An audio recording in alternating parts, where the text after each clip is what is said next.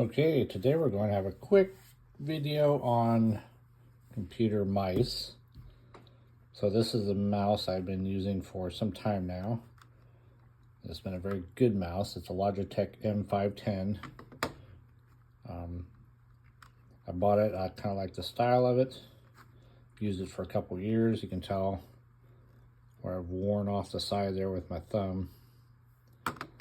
It's been a good mouse. It's been a great mouse. This is, I think, typically what you would classify as a productivity mouse, or more of a standard mouse. It has the two side buttons, and then the two regular buttons, and then it has the scrolling, then tilt center wheel, which you can use that for a click as well. Like I said, real good mouse. I have since upgraded, or I'm getting ready to upgrade to the new mouse. So that actually came in today. I got a Razer Viper V3 PRO, and then this is what's classified more as a gaming mouse. And there's just a subtle differences between the two. Most of your gaming mice, you know, they kind of push ultra lightweight. I think this one is 55 grams.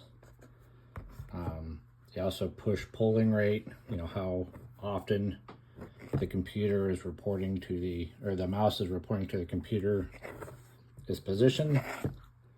You know, the kind of the go-to right now is 8K polling rate. In my mind, that's overkill. It's really just a good way to wear down your battery. This mouse will do 8K. I don't think your average person know the difference between 4K and 8K, but I believe in the software on this one you can adjust that, which I'll probably adjust it down. Probably run around 1K just for battery life. Sensor quality is another thing that they'll talk about. And